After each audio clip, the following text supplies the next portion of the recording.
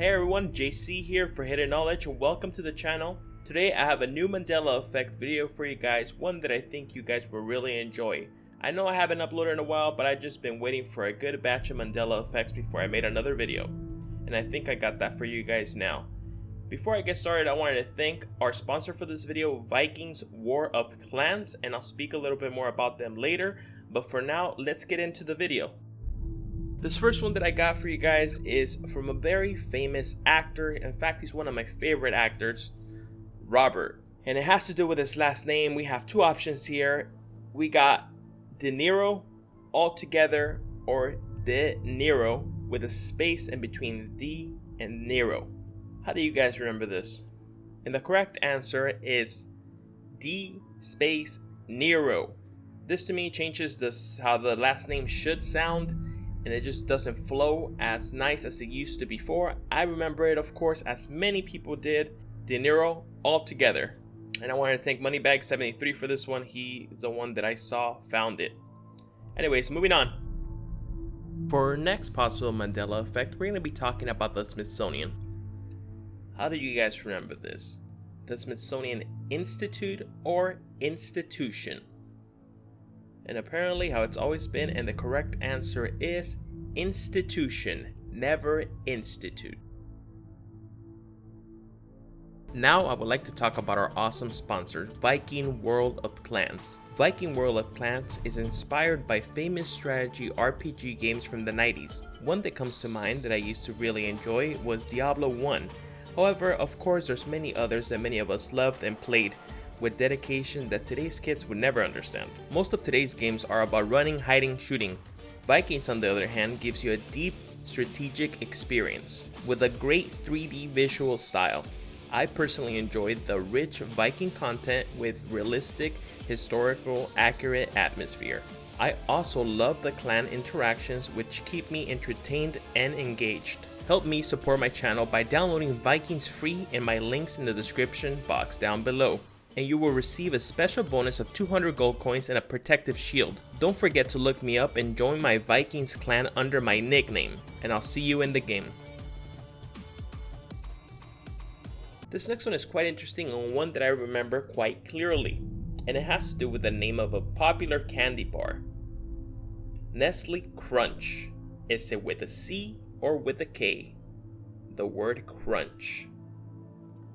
What do you guys remember in terms of this one? Well, it turns out it has always been spelled with a C. However, of course, many people remember it with a K. And I could assure you, before I get multiple comments saying maybe they changed it, companies changed their names, like I have mentioned before in multiple videos, multiple comments, I always go back and research the history of any particular thing that I claim that has changed due to the Mandela Effect, or that might have changed due to the Mandela Effect. And I assure you, I went back to the history of this name. I looked back, I think it's about 30 plus years, and it has never been changed. It has always been with a C. So if you remember it like that, that's fine. If you remember with a K, it's not due to a rebranding. It is just part of the Mandela Effect. This next one has to do with song lyrics, and it's a very popular song from the 80s. I Love Rock and Roll, sang by Joan Jett and the Blackhearts. And it has to do with the very first verse of the song. I saw him blank there by the record machine. We have two options, dancing or standing. I saw this one on Reddit and people had many strong opinions. It was actually one of the biggest trendy Mandela effects on Reddit, as many people recall singing these lyrics over and over. Anyways, the correct one is dancing there by the record machine. And of course, many are disputing that they remember standing very clearly. And there you have it. Moving on to the next one.